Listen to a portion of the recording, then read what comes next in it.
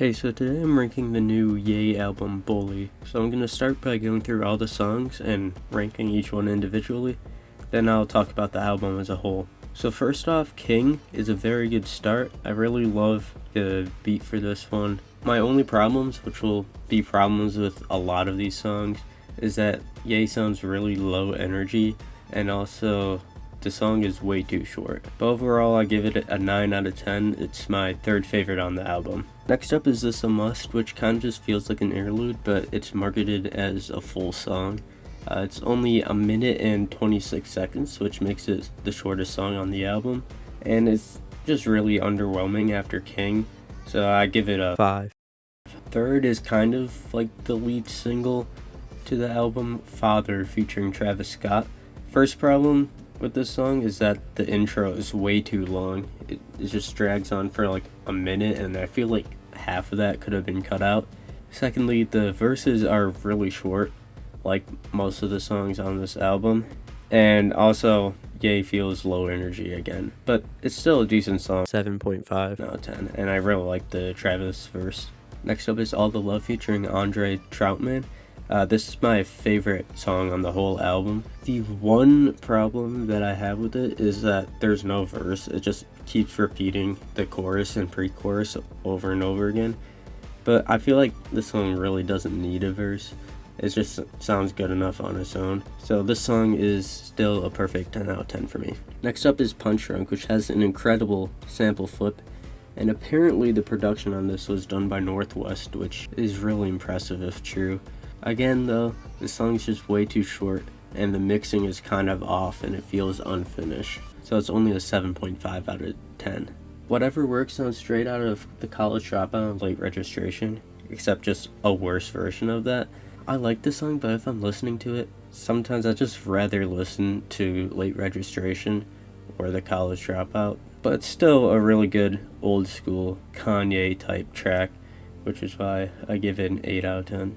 Mama's Favorite is a 8.5 out of 10 for me. It's a really emotional song, and I love the Donda sample, I guess, at the end of it.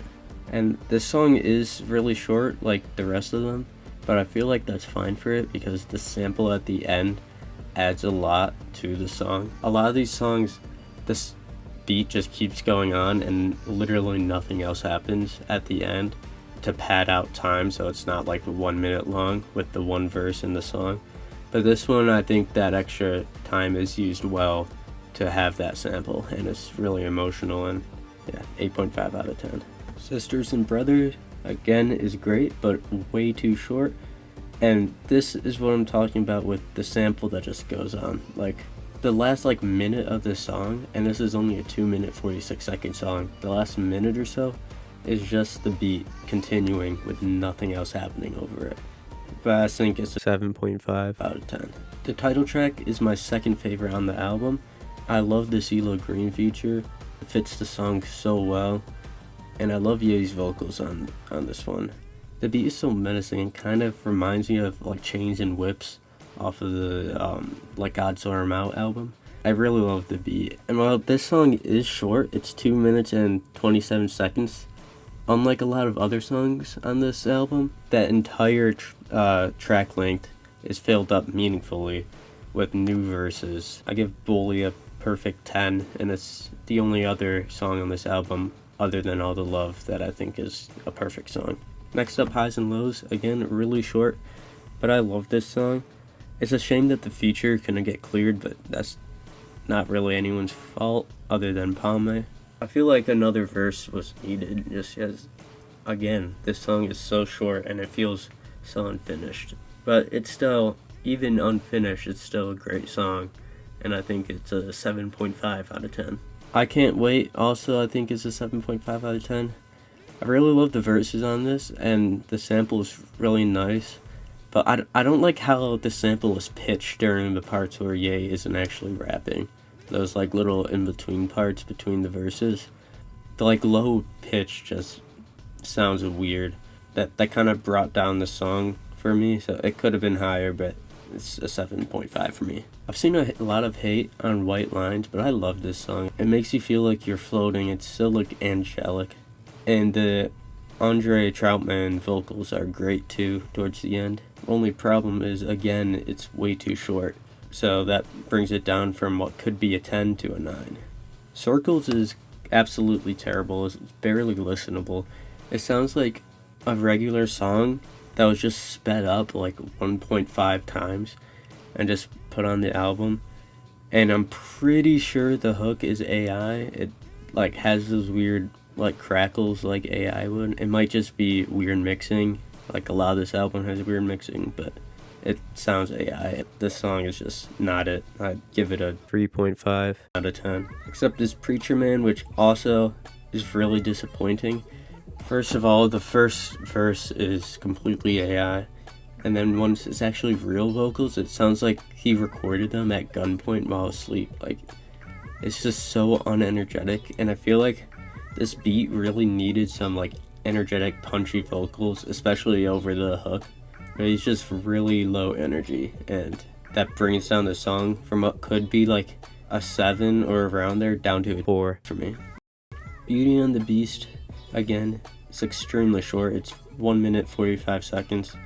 But it sounds really nice. I love the beat and I love the vocals. Just wish there were a little bit more vocals, but still 7. Damn for me is a 6. It sounds good, and I really like how throughout the song the production gets more and more like complicated. It isn't like complicated at all at the end, but like compared to the start, there's a lot more going on with like backing vocals and like that choir. But it's just the same chorus 3 times in a row with literally nothing else. If it had like a verse or something, it could be higher. But right now, it's 6 out of 10 for me. I feel like Spanish songs on rap albums are really hit or miss. But I like this one. I think the feature is really well done, and I love the instrumental.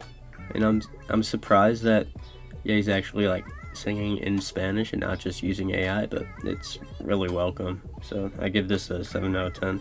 And finally, the outro, this one here. I heard that this is entirely AI, which is kind of scary because I could not tell when I was listening to it. If it is entirely AI, that would bring it down for me.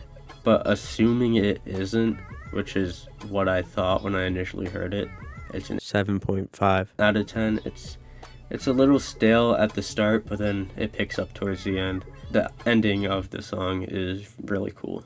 So now, time for thoughts on the overall album. I really like this.